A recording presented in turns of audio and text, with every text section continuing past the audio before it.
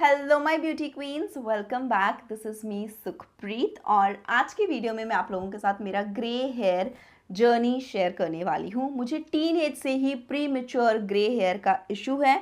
किस तरह से मैंने इतनी कम उम्र में, इतनी यंग एज में ग्रे हेयर के साथ डील किया, किस एज में हेयर कलर अप्लाई करना स्टार्ट किया, बेस्ट हेयर कलर मुझे कौन सा लगता है, कितने हेयर कलर ब्रांड्स मैं ट्राई कर चुकी हूँ, ग्रे हेयर के लिए बेस्ट हेयर कलरिंग शेड कैसे पिक करें, क्या कलर करना सेफ है, हेयर फॉल होता है, बाल खराब हो जाते हैं या नहीं हो जाते हैं।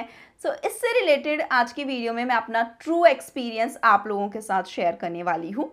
लास्ट ईयर मैंने अपने चैनल के ऊपर फेस वैक्सिंग से रिलेटेड एक वीडियो शेयर किया था, जिसमें मैंने अपना ट्रू एक्सपीरियंस शेयर किया था। फेशियल हेयर रिमूव करने चाहिए या नहीं करने चाहिए, अपना एक्सपीरियंस शेयर किया था।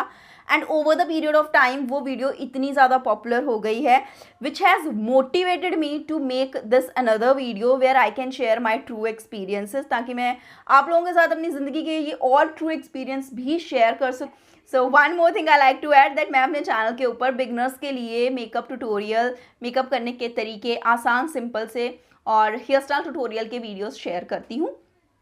अगर आपको उस तरह के कंटेंट में भी इंटरेस्ट है तो चैनल को सब्सक्राइब कीजिए।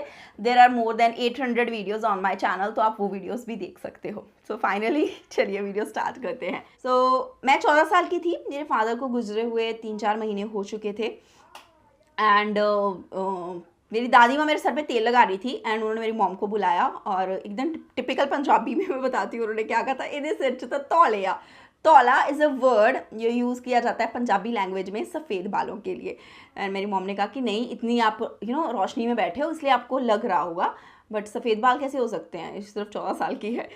बट मेरी दादी ने कहा नहीं, तुम देखो, चेक करो। एंड मॉम ने भी देखा एंड मॉम ऑल्सो नोटिस कि हाँ सफ़ेद बाल हैं। And that was the time जब मुझे ग्रे हेयर नोटिस हुए and that was the time जब मुझे एक्सट्रीम हेयर फॉल भी शुरू हुआ। बहुत ज़्यादा मेरे बाल गिर रहे थे एकदम रूट्स से। तो उसके बाद वो अक्टूबर का मंथ था आई थिंक, एंड देन दिसंबर में जब मेरी सर्दियों की छुट्टियां हुई तो हम सब लोग नानी घर गए, लाइक जलंधर में। एंड वहाँ पे मेरी जो बड़ी मामी है, मॉम ने उनके साथ मेरा ये प्रॉब्लम शेयर किया कि हाँ इसके सर में सफ़ेद बाल आ रहे हैं। एंड वो और टेंशन में आ गई, अरे ये अभी सिर्फ 14 साल की है, शादी कैसे होगी, इसकी इतनी कम उम्र में इसको सफ़ेद बाल हो गए हैं। उन्होंने कहा कि नहीं, मैं ना इसको डॉक्टर के पास लेके जाऊँगी, मैं बेस्ट डॉक्टर के पास लेके जाऊँगी। तो हम डॉक्टर के पास गए, मैं और मेरी मामी जी हम दोनों गए। डॉक्टर को प्रॉब्लम बताई कि सफ़ेद बाल हो रहे हैं, प्लस मैंने उनसे शेयर किया मुझे हेयर फॉल भी बहुत ज़्यादा हो रहा है। डॉक्टर ने चेक किया स्कैल्प वगैरह एंड ही सेड कि देखो सफ़ेद बाल हो रहे हैं तो इसका एक कारण ये हो सकता है, सफ़ेद हमारे बालों का जो कलर है वो मेलानिन से बनता है। तो और जो कलर है वो हर एक स्ट्रैंड का, हेयर फॉलिकल का आपके अंदर, स्कैल्प के अंदर से ही बन के आता है। अगर तो कभी कभी क्या होता है, मल्टीविटामिन्स, कुछ विटामिन्स हैं जिनकी कमी हो जाने की वजह से वो जो पिगमेंट है बालों का वो सही ढंग से प्रोड्यूस नहीं हो पाता। That could be the one reason, उसकी वजह से आपको बाल सफ़ेद हो रहे हैं। तो उसके लिए मैं आपको मल्टीविटामिन लिख के दे रहा हूँ। अगर तो विटामिन की कमी से आपको सफ़ेद बाल आने शुरू हुए हैं तो ये दवाइयाँ खाने के बाद आपके बाल हो सकता है कि ठीक हो जाएं। There is no guarantee, he said. एक बार अगर सफ़ेद बाल आने लग जाएं, सफ़ेद बालों का कोई भी परमानेंट इलाज नहीं है। These are the words which I remember doctor saying to me. और उन्होंने ऑल्सो ये भी पूछा कि क्या घर में किसी और को भी ऐसा इशू है। And that was the moment I realise कि हमारे घर में सबको सफ़ेद बालों का इशू है, सबको। लाइक मेरी मॉम के भी कम उम्र में बाल सफ़ेद होना शुरू हो गए थे, मेरी नानी के भी कम उम्र में सफ़ेद बाल थे, जो मेरी मॉम ने मुझे बाद में बताया। ऑल्सो मेरी कज़न, मेरी मौसी की सबसे बड़ी बेटी जो है, वो कॉलेज गोइंग थी जब गर्मियों में हम उनके घर जाया करते थे। आई नो कि उनकी मॉम उनके लिए एक स्पेशल बनाती थी होम रेमेडी बालों को कलर करने के लिए। She also had grey hair और उनकी भी शादी नहीं हुई थी, वो मुझसे सिर्फ 5 साल बड़ी थी। एंड हमने उनके डॉक्टर को बताया कि हाँ घर में बाकी लोगों को भी है। डॉक्टर सजेस्टेड कि अगर तो ये हेरिडिटरी है, जैसे आप बोल रहे हो कि सबको कम उम्र में सफ़ेद बाल हो रहे हैं, दिस कैन बी हेरिडिटरी। और हेरिडिटरी अगर ये है then there is no permanent solution to it, तो आपके सफ़ेद बाल आते ही रहेंगे। फिलहाल अभी के लिए आप क्या करो, घर जाओ एंड इनके सर पे, डॉक्टर ने मेरी मामी से कहा कि इनके सर पे जितने सफ़ेद बाल हैं आप वो गिनो और उनको निकाल दो। एंड जब उन्होंने कहा निकाल दो तो मेरी मामी जी ने immediately, hold on, I just have to check if the focus is on me, या it is on me. So जैसे उन्होंने डॉक्टर ने मामी जी से कहा कि हाँ आप इनके सर के जो बाल हैं वो आप निकाल दो, देन शी गॉट सरप्राइज कि नहीं डॉक्टर, अगर एक बाल निकालेंगे तो वहाँ पे तो और 3-4 सफ़ेद बाल उगाएंगे। तो डॉक्टर ने कहा नहीं नहीं ऐसा नहीं होता। वी ऑल नो कि डॉक्टर्स इस तरह की बातों में बिलीव नहीं करते हैं। ही सेड नहीं ऐसा कुछ नहीं होता है, जहाँ पे आप बाल को खींच के निकालोगे उस पॉइंट को आप फिंगर के साथ प्रेस कर देना, वहीं पे जैसे आप एक बाल खींचोगे उसको प्रेस कर देना, ताकि अगर बाल खींचने के बाद वहाँ से कोई फ्लूइड निकलता है तो वो स्प्रेड नहीं होगा। तो you just have to pull the hair और उस पॉइंट को प्रेस कर देना है आपको। सो एंड देन उन्होंने मुझे मेडिसिन लिख के दे दिया, मल्टीविटामिन लिख के दिए, और एक उन्होंने मुझे लोशन लिक्विड दिया जो कि हेयर फॉल के लिए था, बालों में लगाने के लिए। So I think I should talk about that in another video, जब मैं आपके साथ मेरा हेयर फॉल से रिलेटेड एक्सपीरियंस शेयर करूंगी। Today we just talk about my grey hair thing. So वहाँ से घर वापस आई, बड़ी मामी जी ने ये वाला काम छोटी मामी जी को दे दिया मेरे सर में से सफ़ेद बाल गिल के निकालने का। And eight that time it was about कुछ 72 या 80 वाइट स्ट्रैंड्स निकले मेरे सर में से, और उन्होंने निकाल दिए। मैंने मेडिसिन खाना शुरू कर दिया। सर्दियों की छुट्टियां ख़त्म हुई, मैं गांव में वापस आ गई। हम एक गांव में रहते थे और मेरा दवाई जो है 3 महीने का मैंने लिया था, दवाई ख़त्म हो गया। अब इस मेडिसिन के साथ डॉक्टर ने मुझे ये भी कहा कि आपको बालों में तेल बिल्कुल नहीं लगाना है, क्योंकि ये जो दवाई मैंने लगाने के लिए आपको दी है, अगर आप ऑयल लगाओगे तो ये स्कैल्प में एब्जॉर्ब नहीं होगी और फिर ये असर नहीं करेगी। सो जब मैं घर वापस आई तो मैंने मॉम को कहा कि डॉक्टर ने स्ट्रिक्टली मना किया है बालों में तेल नहीं लगाना। मुझे सबसे ज़्यादा खुशी इसी बात की थी, because I was a teenager, तो मुझे अपने बालों में तेल लगाना वैसे ही पसंद नहीं था। ऊपर से डॉक्टर ने बोल दिया कि तेल लगाने की ज़रूरत नहीं है, मैं तो खुश। और मॉम ने कहा ठीक है तो तुम अपने बाल खुद ही बनाओ। तो मॉम ने कहा कि इतने तुम्हारे बाल ऐसे सिल्की हैं, मुझसे तो तुम्हारे बाल भी नहीं बनेंगे, तुम खुद ही कर लो फिर, अगर तुम्हें ऑयल नहीं लगाना है। तो दैट वाज द टाइम मैंने अपने बाल भी खुद बनाना स्टार्ट कर दिए, ऑयल लगाना कंप्लीटली बंद कर दिया। 3 महीने तक मैंने वो मेडिसिन खाई, उसके बाद मेरी मेडिसिन ख़त्म हो गई। अब हम गांव में रहते थे तो वहाँ पे वो मेडिसिन अवेलेबल नहीं थी, और मैंने भी बॉदर नहीं किया, ना ही मैंने किसी को कहा कि मुझे दवाई दोबारा खरीदनी है। इस प्रोसेस के 1 साल बाद ही हम लोग परमानेंटली जलंधर में शिफ्ट हो गए थे। Still I didn't feel like to go to the doctor, क्योंकि उस वक्त शिफ्टिंग करना और मॉम का जॉब हो चुका था, इतनी सारी चीज़ें और चल रही थी। मुझे लगा मेरे बालों से ज़्यादा और भी इम्पॉर्टेंट चीज़ें हैं जो करंटली हमारी लाइफ में हो रही हैं। And I didn't even feel like to bother कि हाँ मुझे अभी सफ़ेद बाल सर में कितने हैं कितने नहीं हैं। And cut to we are talking about I am now 20 year old. मेरा रिश्ता हो चुका है, मेरी शादी होने वाली है, and then I am married, I am in Mumbai. और एक दिन मैंने पतिदेव को बोला कि आप मेरे सर में थोड़ा सा तेल लगा दीजिए, एंड उन्होंने तेल लगाते हुए नोटिस किया कि मेरे जो बाल है वो बहुत ज़्यादा सफ़ेद है। ही डिडंट सेड एनीथिंग, तेल वेल लगाया उन्होंने मेरे बालों में, बात ख़त्म। एंड हमारी शादी जो है वो अप्रैल में हुई थी, एंड अप्रैल में शादी के बाद पहली बार मैं मायके आई दिसंबर में।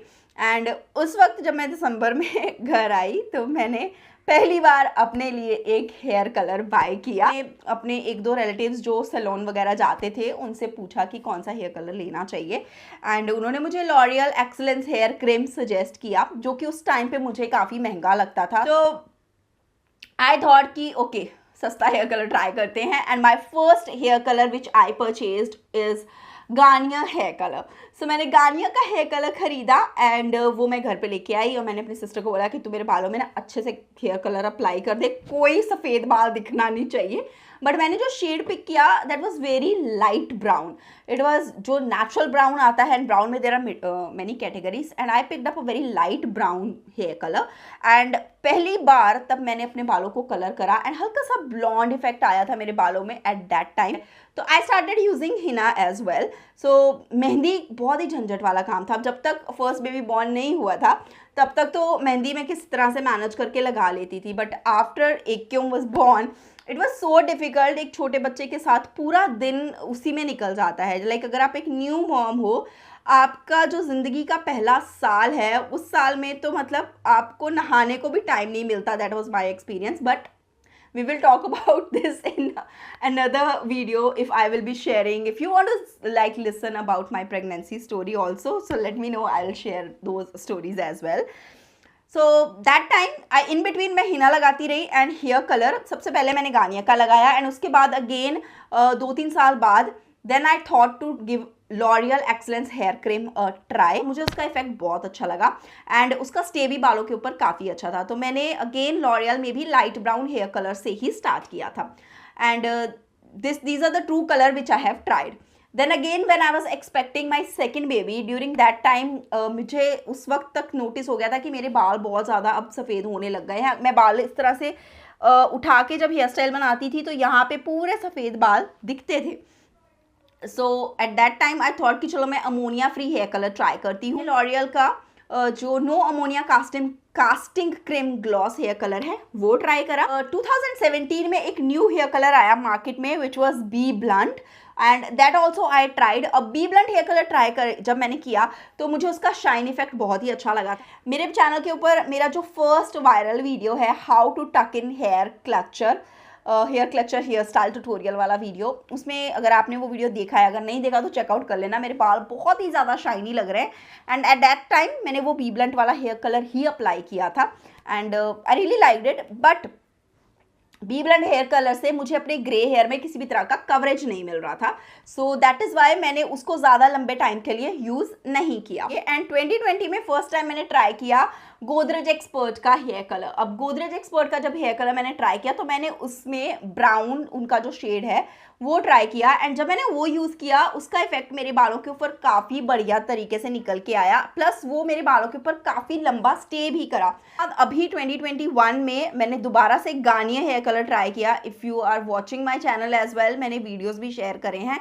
फरवरी में मैंने फर्स्ट टाइम जब मेरे ननद के बेटे की शादी थी तो मैंने गार्नियर का हेयर कलर उस टाइम पिक किया एंड इस टाइम मैंने गार्नियर में भी जो शेड लिया वो ब्राउन शेड पिक किया which is a kind of dark brown shade. एकदम डार्क साइड पे उसका इफेक्ट आता है, light browning. The shade was shade number 4। तो अब सवाल ये आता है कि अगर कम उम्र में सफ़ेद बाल आना शुरू हो जाएं तो हेयर कलर अप्लाई करना चाहिए या कौन सी उम्र में कर लेना चाहिए। सो अगर आप बहुत ही यंग हो, लाइक टीन एज में ही आपको ग्रे हेयर होना शुरू हो रहा है, मेरा फर्स्ट रिकमेंडेशन यही रहेगा एक बार आप स्किन स्पेशलिस्ट डॉक्टर से ज़रूर मिलें।